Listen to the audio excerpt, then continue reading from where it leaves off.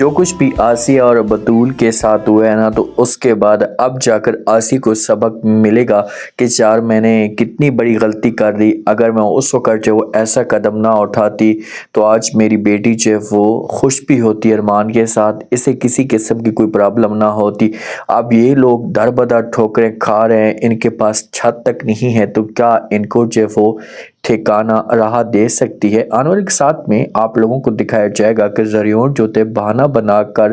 بطول کو گھر سے باہر نکالتا ہے، دھکے دے کر اسے جب گھر سے باہر کرنے لگتے تھے، اسے کہتا ہے کہ جا کر جو اسے بتا دینا۔ یہ ارمان کی بات کر رہا ہوتا ہے کہ بھائی مجھے جو وہ زریون نے گھر سے باہر نکال دیا ہے، تو اب جا کر وہی آپ کو ٹھکانہ دے گا۔ اب زریون صرف اسے بہانے ڈھونڈ رہا تھا اور اس کے پاس بہانہ آ چکا ہے، تو اسی وجہ سے گھسیٹ کر اسے جو وہ گھر سے باہر نکالتا ہے۔ بہت زیادہ جو وہ دکھی ہوتی ہے، بطول منتیں ترلے کرتی ہے، سمجھانے کی کوشش کرتی ہے، لیکن زریون جو ہوتا ہے اسے اتنے زیادہ غصے میں ہوتا ہے کہ اسے کوئی بھی بطول کی بات نہیں سنتا، یہاں سے اسے نکال دیتا ہے۔ اب یہ گھر میں جاتی ہے، وہاں پر جا کر ماحول دیکھتی تو وہاں بھی اس کا جو گھر ہوتا ہے یہ نہیں ہوتا، کیونکہ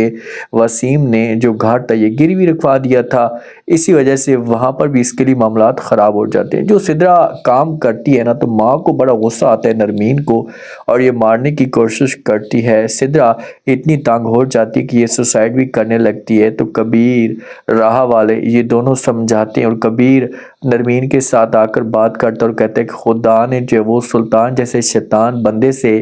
جان چھڑوا دی ہے، ورنہ یہ بیچاری تو اتنی تنگ ہو چکی تھی کہ یہ تو غلط قدم بھی اٹھانے پہ آ چکی تھی۔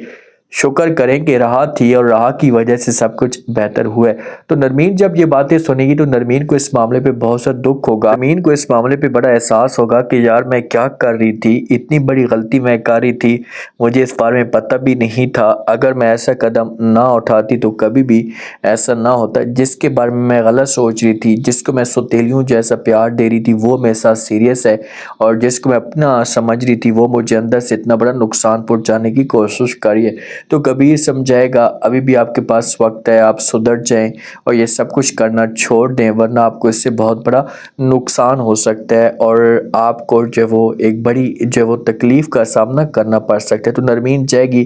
جا کر جو وہ راہ سے معافی مانگے گی۔ بطول روتے روتے گھر میں جاتی ہے، وہاں پر جو وہ جا کر ماحول دیکھتی ہے تو یہ آسیہ والوں کو، بطول کو، اور جو وہ ساتھ میں ہمارے عدیل کو بھی گھر سے باہر نکالا جاتا ہے۔ جب گھر سے باہر نکالا جاتا ہے تو یہ ایسی جگہ پر پہنچ جاتے ہیں کہ ان کے پاس آپ کوئی ٹھکانہ تک نہیں ہوتا۔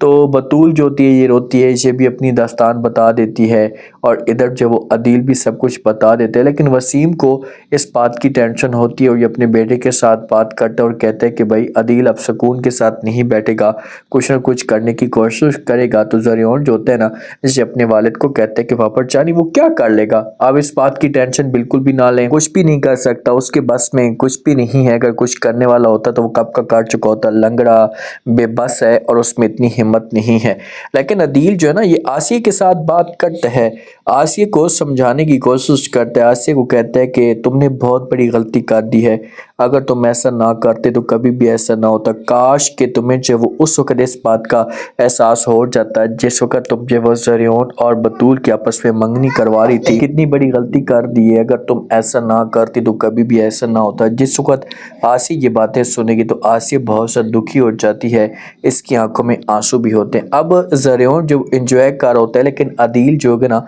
آسیہ کے ساتھ بات کرے گا کہ ہمیں جو وہ ارمان کے سہارے کی ضرورت ہے، تو ارمان والوں کے ساتھ رابطہ کیا جائے گا، تو ارمان جو ہوگا ان کی سپورٹ کرنے کے لیے آئے گا، اور راہ کو جب اس بات کا پتہ چلے گا تو کبھی بھی راہ ان کو اکیلا نہیں چھوڑے گی، کیونکہ راہ آج بھی آسیہ کی اور جو وہ عدیل صاحب کی عزت کرتی ہے، ان کو ایک باپ کا مقام دیتی ہے۔ تو اب آپ لوگ اس بارے میں کیا کہتے ہیں؟ کیا یہ لوگ جا کر جو معافی مانگ پائیں گے؟ لازمی بتائیں، اور سبسکرائب بھی لازمی کر دیں۔ شکریہ۔